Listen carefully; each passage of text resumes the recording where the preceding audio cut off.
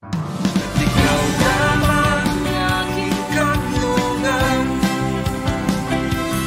sa piling mo ako'y mananahan,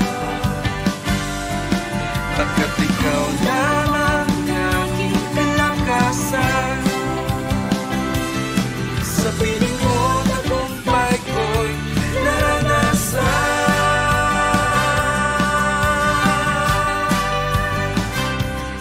Purihin ng Diyos.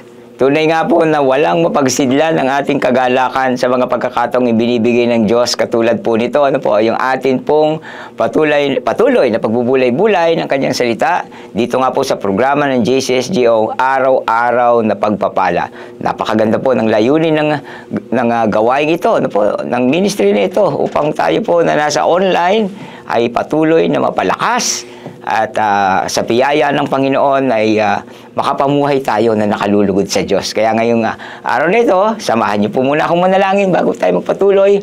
Aming dakilang Diyos, aming Ama sa langit, salamat po sa biyaya mo sa aming buhay na ngayong araw na ito, kami po ay muling makakapag-aral ng iyong mga salita, Panginoon. Dalangin po namin, Dear Holy Spirit, yung kapahayagan nito na dumating sa amin, may angkop sa aming kalagayan at sa mga bagay na dapat pong may saayos sa aming mga sarili. Dahil ang layunin mo nga po, Panginoon, maging kawangis kami ng aming Panginoong Hesukristo. Kaya salamat po, Banal na Espiritu, sa iyong presensya ngayong araw na ito. Salamat po, God, sa pangalan ng Panginoong Hesus. Ito po ang aking dalangin. Amen, amen. So, yun nga po, no? Ang atin pong talata ngayon ay pinamagatang kong aimless to purposeful. Yan po. Talaga napakahalaga po, no? Na tayo pong mga mananampalataya ng Panginoon ay tiyak kung ano ang hinahakbang natin araw-araw. Dahil tunay nga pong napakarami ng mga nangyayari sa panahon natin na maaari tayong madistract, madifocus bilang mga mananampalataya. Kaya meron pong ipinayo si Apostol Pablo dito po sa Ephesians chapter 5 verse 15 to 17. Kaya't mag-ingat kayo kung paano kayo namumuhay. Okay? Huwag kayong mamuhay tulad ng mga mangmang, kundi tulad ng marunong sa nakakaalam ng kalooban ng Diyos. Huwag ninyong sayangin ang panahon nyo. Gamitin nyo ito sa paggawa ng mabuti dahil maraming gumagawa ng kasamaan sa panahong ito. Totoo nga po, huwag kayong magpakamangmang, kundi alamin ninyo kung ano ang kalooban ng Panginoon, na gawin, at ito ang inyong gawin. So, yung nga po, na makikita naman po natin ngayon sa social media at sa mga telecast po ng mga balita, yung mga nasisirang moralidad ng ating mga nanunungkulan sa pamahalaan at gayon na rin yung mga kababayan natin na nadadamay dahil po sa mga, sabi nga po dito ay kamangmangan ng mga tao. Kaya nga nais ng Panginoon bilang mga mananampalataya individually, nais po niya na mag-aim tayo ng buhay purposely. May layunin talaga. Nais ng Diyos na i-aim natin yung ating buhay ayon sa salita ng Panginoon. Kaya araw-araw po, tayo po ay nagbubulay-bulay. Kaya nga po, kasi ang buhay natin, kapag wala po tayong salita ng Diyos, para po tayong barkong walang kompas. Alam niyo po yun? Nakita po natin na yung ating mga sarili ay parang minsan autopilot na lang. Kung ngayon may naunawaan po natin yung routine. Yung autopilot po kasi sa barko talagang iset mo lang yung direction, siya na mag-isang pupunta. Tayo rin po kung ano po yung minsan yung nasabing gagawin sa araw na yun. Minsan nga kung wala po ang salita ng Panginoon, maaring talagang sayang po yung ating mga hakbangin. Okay, so kaya nais ng Panginoon, tinatawag niya tayo sa isang pagbabago. Okay? Sa pamumuhay, Okay? Mula sa pamumuhay na walang layunin, patungo doon sa buhay na may divine purpose. Yan po yung ating talakayin pa. So, kaya nga po, ang buhay na walang layunin ng Diyos is, masasabi nga po nating kahungkagan, or emptiness. So, walang silbi, walang kapayapaan. Kaya, nais ng Panginoon na with God purpose, brings fulfillment, and eternal fruit. Yan. Pag alam po natin na tayo po itinawag ng ating Panginoong Kristo. At alam niyo po, lahat naman talaga tayo ay tinawag ng Panginoon na po para gumawa sa kanyang kaharian. Kaya kung kayo po ay inaanyayahan sa mga gawain, lalo tayong lumalim na po sa kaalaman, sa karunungan na po na nais ibigay sa atin ng Panginoon upang mapamahalaan po natin. Kaya para sa akin, ayoko pong itanggihan talaga ang pagdalo sa mga gawain kagaya sinabi ng Hebrews chapter 10 verse 25. So kailangan po, mahalaga po talaga kung tatanungin po ba tayo, kumusta na po? Talaga bang may aim ang ating buhay?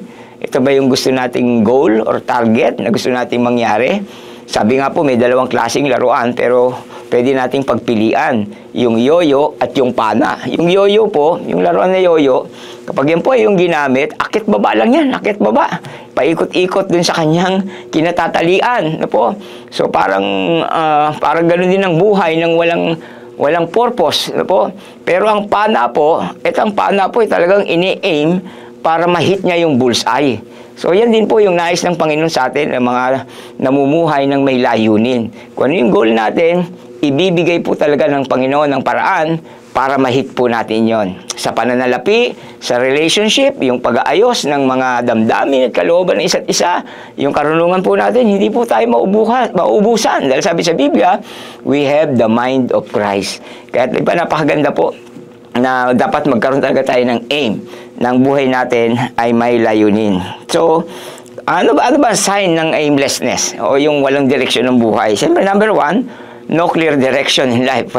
No, pagising sa umaga, kumbaga, kung ano na lang yung idinidikta ng yung sarili, no, at kumbaga, walang divine, walang divine direction ng ating buhay, abay talagang maghapon po ay mararanasan natin talagang stress na po, tayo na-stress, tayo po ay nagkakaroon ng doubt sa ating mga sarili, nagkakaroon tayo ng maraming mga agam-agam sa ating buhay. Kaya napakahalaga po, magkaroon tayo talaga ng purpose sa buhay na ito. Okay? So parang namumuhay ka lang kasi ng survival kapag wala po tayong purpose, no? Parang sabi nga, making both meets end, lagi yung ating pagdating sa pangangailangan, parang laging eksakto o minsan parang survival nga ang ating buhay pagdating sa mga pangangailangan natin. Pero ang tinitiyak po ng salita ng Diyos, pag meron po tayong purpose, lumapit po tayo sa ating Panginoon, tanungin natin sa Kanya, Lord, ano ba ang nais mo sa buhay ko? No po? At mangyayari po, no, na magkakaroon tayo ng kaliwanagan sa ating paghakbang. Dahil sabi nga Psalms 119 verse 116, di ba? Ang salita mo ay tanglaw sa aking yabag at liwanag sa aking patutunguhan. Kaya yan po yung mahalagang pag-aralan po natin. Okay? Kagaya hindi tayo maging katulad ng mga Israelita na 40 years silang paikot-ikot sa ilang. No po, marami sa kanila ang nagkandamatay na doon. No po, kaya dalawang pamilya lamang ang nakarating sa Promised Land. Si Jacob at si Joshua, no? At si Caleb. Pero alam niyo po, tayo po ngayon sa panahon natin, sa patnubay po ng banal na Espiritu, may katiyakan po talaga. Ang hakbang natin, makakamit natin yung ating mga goal. Okay? So, kailangan po, parang walang po yan, pagmamaneho, minsan diba, nagre-relay po tayo sa Waze, doon sa app, diba? Minsan nga, mali yung naituturo. Na po, bukod pa dito, meron tayong tinatawag na GPS. Na po, kaya mahalaga po, no, na pag meron tayong ganito sa ating spiritual, ano po, guided tayo ng Holy Spirit, hindi tayo masasadlak sa traffic, no? Hindi tayo mapupunta doon sa wrong turn, no? Mali yung malilikuan natin. Tayo laging tama sa magiging hakbang natin. Hindi tayo mapupunta sa dead end. Minsan po, nangyari po sa amin yan, ano? Naglalakbay po kami. Nako, tinuro ng Waze, saradong kalsada. Pero alam niyo po sa Panginoon, sigurado itong araw na ito, hingin po natin sa kanyang patnubay at tiyak na mayroong maganda, hindi lamang maganda, kundi mga himala na gustong gawin ng Diyos sa ating buhay. Isang bagay din po, no, ang nagbibigay ng katiyakan, no, na tayo po ay magiging matagumpay sa purpose na binigay sa atin ng Panginoon, yung sinasabi po sa Proverbs chapter 29 verse 18, without vision, people perish. Kapag walang pangitain talaga, na po, masisira talaga ang buhay ng isang tao. Kaya napakahalaga po, paano po lumilinaw ang vision? magbasa ng Biblia. At makinig ng salita ng Diyos para lumakas ang ating pananampalataya. Okay? Tandaan po natin, lahat po tayo, tinawag ng ating Panginoon at si Jesus ang ating ways. Ano po? Ang banal na Espiritu, no, siya ang nagre-recalculate. Kapag sumablay tayo, aayusin niya uli ang ating mga pagkakamali at nang sa gayon makapagpatuloy tayo doon pa rin sa aim na nais niya. Ano po yung nais niya? Maging kawangis tayo ng ating Panginoong Hesukristo. Okay, so paano po mababagong lahat ng ito? Sabi ba po na Romans chapter 12, be transformed by the renewing of your mind, then you will be able to test and approve with what God will is. Mapapatunayan natin kung ano talagang kalooban ng Panginoon kung ang ating kaisipan ay inahayaan nating matransform ng salita ng Diyos. Huwag tayo magbatigas. Huwag po natin kontrahin ng sinasabi ng salita ng Diyos dahil yan po ay mahalaga para marating natin ang mga goal natin ngayong araw na ito. Ano po? Prayer, word, fellowship, and testimony. Gawin po natin yan. Kita niyo po, araw-araw talaga may mas mararanasan tayong kakaiba sa ginagawa ng Diyos sa ating buhay. So, living purposely, no po? Yan po ang ating tinatalakay ngayon. At dahil ang Panginoong Hesukristo, no po, inaalin niya ang kanyang buhay, tiyak meron na rin pong kasiguraduhan. No po, ang bautis sa atin, dahil sabi sa aklat ng Roma, kung naibigay niya ang kanyang bugtong na anak, hindi niya kaya maibigay ang lahat ng kailangan nyo kasama ng kanyang bugtong na anak. Kaya mula po sa talatang yan, tayo po'y manalangin, dumulog tayo sa Panginoon. Dakilang Diyos na makapangyarihan. Salamat po, Lord, sa hapon ito, mag-isa araw na ito. Lord, kayo po ay patuloy na gumagawa, Panginoon, ng makapangyarihan sa pagbabago ng aming mga buhay. Patungo, Panginoon, sa layunin ng aming pagkakatawag. Pagpalain niyo po, Lord, ang aking mga kapatid na nakikinig ngayon, Lord, kung ano man yung kanilang goal, Panginoon, financially, spiritually, physically, emotionally, Lord, intellectually, Lord, salamat po. Alam po namin sa pamamagitan ng iyong salita, ibibigay mo ang susi ng tagumpay upang makamit nila, Panginoon, ang mga pangako mo sa bawat isa sa amin. Lord, salamat po. Kagalingan, Lord, ang aking dinideklara sa lahat ng may karamdaman. At gayon din po, Panginoon, na itong linggong ito, Lord, ay tuling ang katagumpayan ng aming mararanasan.